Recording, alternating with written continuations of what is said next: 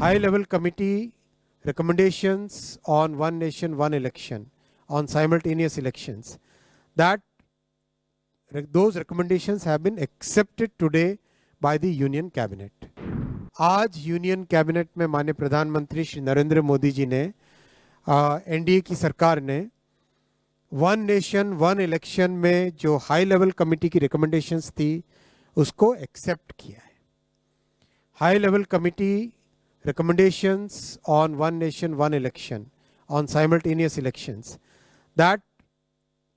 those recommendations have been accepted today by the Union Cabinet. And as you are aware, 1951 से 1967 तक election simultaneously होते थे.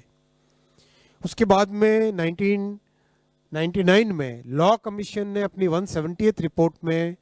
Recommend किया था कि one election to Lok Sabha and all legislative assemblies in 5 years होना चाहिए, जिससे कि देश में डेवलपमेंट चलता रहे. जो बहुत सारा खर्चा होता है इलेक्शंस के कारण वो न हो, बहुत सारा लॉ एंड ऑर्डर और क्रिमिनल जस्टिस सिस्टम जो बाधित हो जाता है because policeman are totally deployed in maintaining the election law and order, वो सब जो बड़ा एक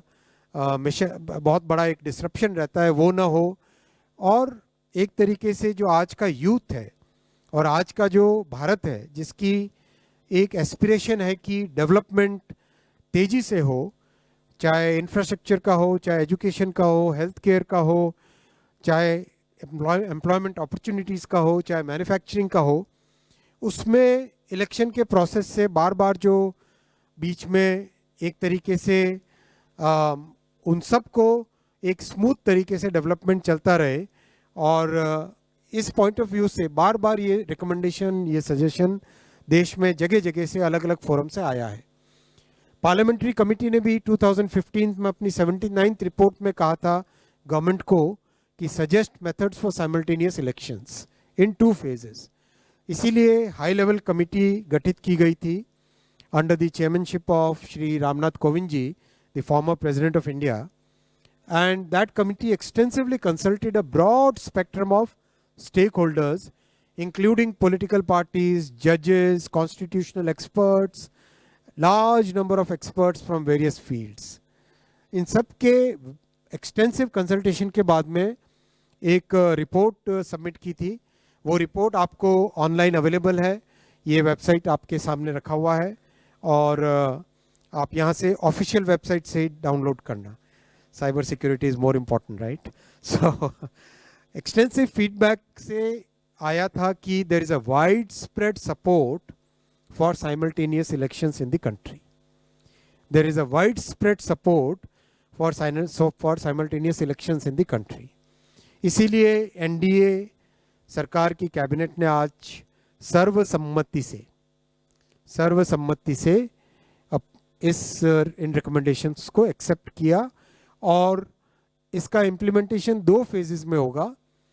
जैसा कि कमेटी के रिकमेंडेशंस में है. फर्स्ट फेज में लोकसभा और असेंबलीज के इलेक्शंस को साइमल्टेनियस कराने का प्रयास होगा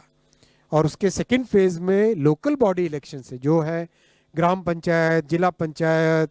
ब्लॉक में पंचायत समिति और जितने भी अर्बन लोकल बॉडीज़ हैं, चाहे म्यूनिसिपैलिटीज़ हो, चाहे म्यूनिसिपल कमिटीज़ हो, चाहे म्यूनिसिपल कॉरपोरेशन हो, उन सब के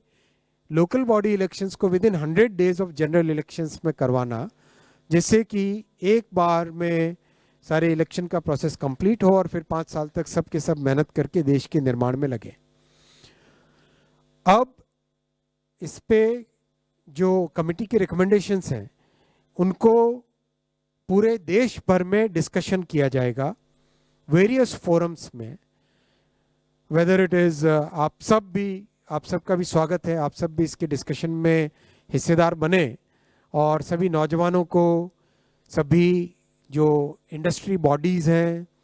सभी जो दूसरे जितने भी फेडरेशंस, ग्रुप्स, हर एक तरह के जो सोशल ग्रुप्स हैं, उन सब का हम आह्वान करते हैं कि आप सभी इस पॉइंट को डिटेल में डिस्कस कीजिए, साइंटिफिक वे में डिस्कस कीजिए. कैसे वन नेशन वन इलेक्शन से इकोनॉमी को फ़ायदा होगा, कैसे लॉ एंड ऑर्डर को फ़ायदा होगा, कैसे देश की प्रगति बढ़ेगी, कैसे देश का डेवलपमेंट बढ़ेगा, कैसे ब्लैक मनी का संचार कम होगा, कैसे कितने मल्टीपल इसके जो इम्पैक्ट्स हैं उन सब के ऊपर डिस्कशन करें और एक इम्प्लीमेंटेशन ग्रुप उसके बाद में क्रिएट किया जाएगा, जिससे जो लीगल प्रोसेसेस हैं उन प्रोसेसेस से इसको इम्प्लीमेंट करेंगे।